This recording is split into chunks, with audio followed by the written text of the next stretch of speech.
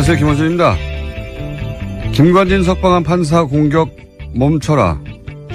김관진 전 장관, 임관빈 전 실장을 석방한 신광열 판사 관련 조선일보 어제자 기사 제목입니다. 기사는 신광열 판사 비판 여론에 대해 법대 교수들이 뜻을 모아 성명을 냈다며 430명 법대 교수가 회원으로 있다는 전국 법과대학 교수회의 이호선 회장을 인터뷰하고 있습니다. 이 인터뷰를 통해 이 회장은 법관의 결정에 대한 과도한 비판은 헌법과 법치주의 정신을 무너뜨릴 수 있다는 위기감으로 교수들이 뜻을 모았다고 주장했습니다. 그런데 이 단체 홈페이지에는 그 430명이 누군지가 없고 뜻을 모았다는 교수들 명단도 없고 발표했다는 성명서도 없고 기자회견의 정보도 없습니다. 성명서도 기자회견도 없는데 성명 자체를 기자는 어떻게 한 거죠? 참여 교수들 명단도 없는데 뜻을 모았다는 건 어떻게 확인을 한 겁니까? 누가 언제 어디서 몇 명이 참여했는지 최소한의 정보도 없으면서 전국 법대 교수들이 뜻을 모았다고 기사를 쓰는 이유가 뭔가요? 제가 얘기해 볼까요? 신광열 판사의 석방이 그만큼 말이 안 되니까 그래서 비판 여론을 어떻게든 물타기 해보려고 도둑이 재발이 저린 거 그거 아닙니까?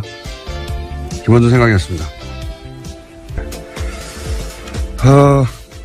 오늘 첫 뉴스는 다 이제 북한 미사일로 모든 매체가 도배가 됐겠지만 저는 아닙니다.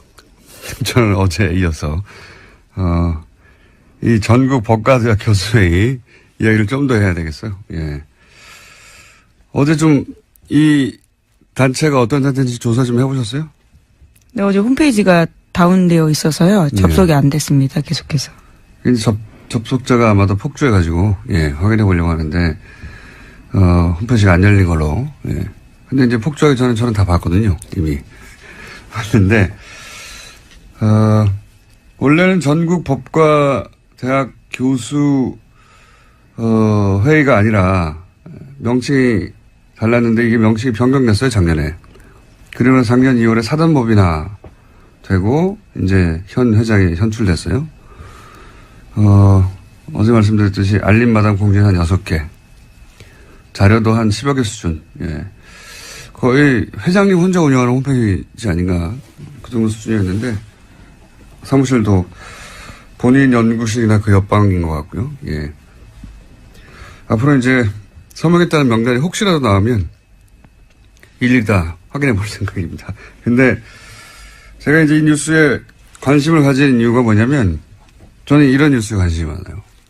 이 프로세스를 보면 이 성명 자체는 사실은 정체불명이에요. 예. 누가 참여했고 언제 참여했고 몇 명이 그리고 뭐 어떤 내용으로 어디서 기자회견을 했고 뭐 이게 없어요. 아무것도 없는데도 연합뉴스라고 하는 우리나라 최대 통신사 브랜드가 이걸 기사화하지 않습니까?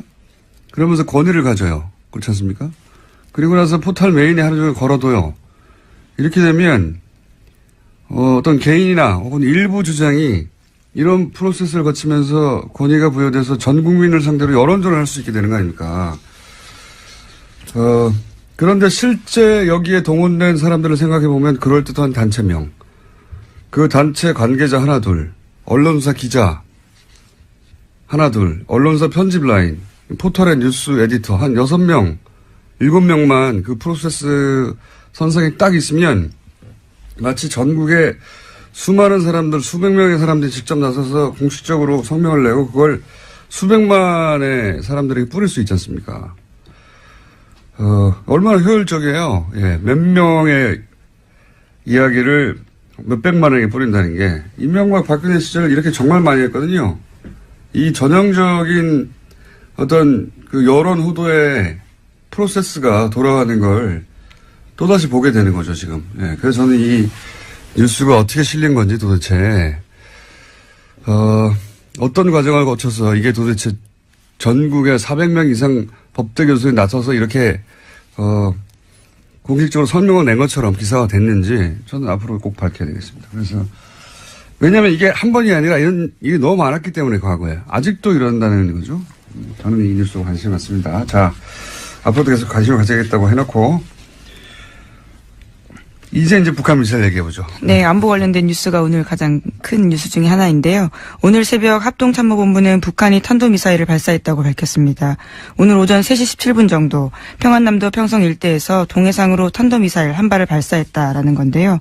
합참에 따르면 군은 오전 3시 23분에 북한의 탄도미사일 도발에 대응했습니다.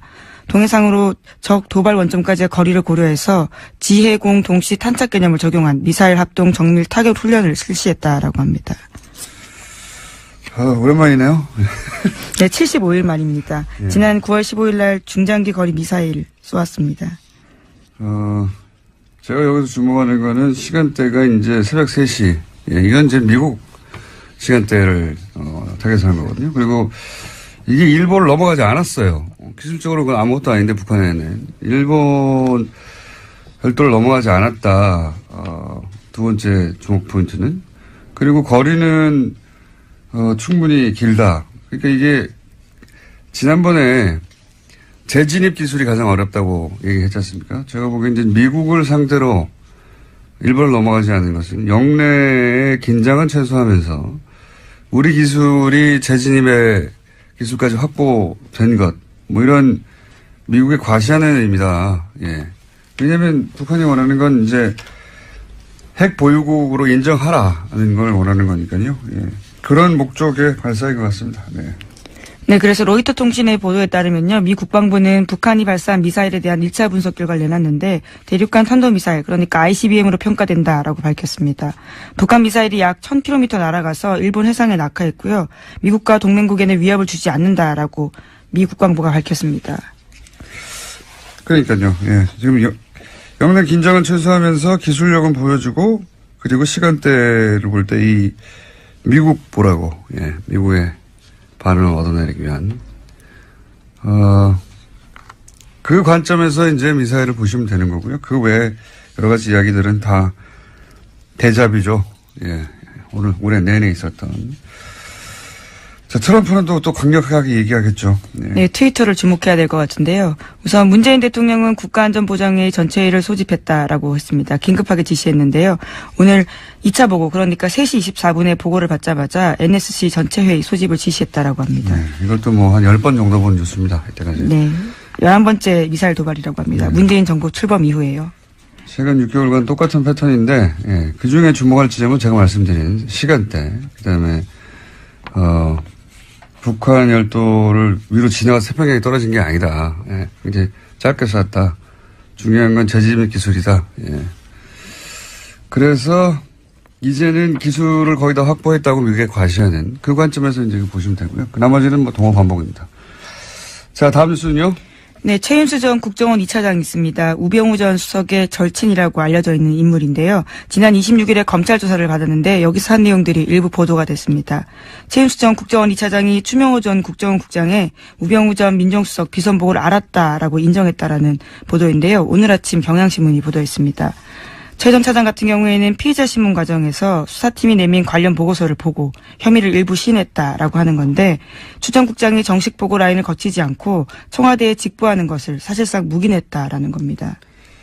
이제 이 뉴스의 의미를 좀 전달해 줘야 되는데 항상 뉴스가 이런 사실관계 중심으로 나오니까 핵심이 뭐냐면 이제 최윤수 전 2차장 이 우병우 전 수석의 절친으로 알려져 있거든요. 예, 검찰 시절부터. 그래서 우병우 전 수석의 권유로, 예, 2차장에 갔다라는 게 지금 정설이죠. 예, 본인이 싫다고 했는데 국정원의 우병우의 라인의 정점으로 이 최윤수 2차장을 국정원에 가라고 한 사람이 우병우 본인이고 그러니까 직통 라인이다. 그래서 최순실 라인이라고는 추 국장도 그 아래에 있었던 거다. 실제로는 이 모든 국정원과의 그 내통 혹은 거래는 우병우와 최윤수 선상에 이루어진 거다. 이게 이제 검찰이 보는 시각이에요. 예. 실제로 이병호 당시 국정원장 같은 경우에는요. 관련 사실들을 알지 못했다라고 검찰은 확인했다라고 합니다. 그러니까 보고 행위가 이루어지는 것을 알지 못했다라는 거죠. 그러니까 이제 우병우의 국정원 라인, 직통 라인이 최윤수 2차장이라고 이제 검찰은 보는 것이고 그 직통라인이라는 것을 입증할 일부 진술을 얻었다. 이런 내용입니다. 이렇게 되면 이제 뭐가 달라지냐면, 우병우 전 수석이 국정원을 직통으로, 예, 이 사람과 거래하면서, 이 차장과 거래하면서, 불법적으로 뭐 감찰을 한다든가, 정보를 빼낸다든가, 혹은 뭐, 그 감찰 얘기도 많았잖아요. 네, 그렇죠. 특별감찰관 같은 경우에는요, 불법 사찰했다라는 혐의들이 있는데요. 이석수 전 감찰관뿐만이 아니라 이광구 우리은행장, 그리고 김진선 전 평창 동계올림픽 조직위원장 등이 이름을 올렸습니다. 이석수 전 감찰관 같은 경우에 우병우 전 수석의 개인 비리를 캐고 있으니까, 이 국정원에 연락을 해가지고, 거꾸로 이석수 감찰관의 비리를 캐라. 라고 지시했다는 거 아닙니까? 심지어 예. 운전기사까지 만나가지고, 이게 정보를 수집했다라는 거죠. 그러니까 이제 본인 개인 비리를 정상적으로 청와대 감찰 기능을 하는 기관에서 조사를 하자 국정원을 동원해가지고 거꾸로, 예, 불법이죠, 당연히. 그런 일에 동원했거나 혹은 최순실의 청탁, 예를 들어서 뭐 이광구 우리은행장을 왜 사찰했느냐, 한 달 전쯤에 뉴스가 나왔어요. 이제 은행장을 교체하려고 하는데 그 은행장을 교체하려고 할 때 정보를 추국장이 왔다 갔다 하면서, 기존 은행장을 잘라야 새로운 은행장 자기 사람을 꽂을 거 아니겠습니까? 이게 최순실 쪽의 부탁을 받고. 그런데 이런 걸 했던 것도 결국은 이 차장 라인을 통해서 한 게 아니냐. 뭐 이런 수사가 이루어지고 있는 겁니다. 예. 그런데 과연 그렇게 해서 우병우 전 수석을 이번에는 구속시킬 수 있을 것인가? 그건 모르겠어요. 네, 오늘 오전 하도 많이 10시에 실패해가지고. 예, 다시 피의자라 신분으로 불려 나와서요, 조사받습니다. 그런 뉴스입니다. 예.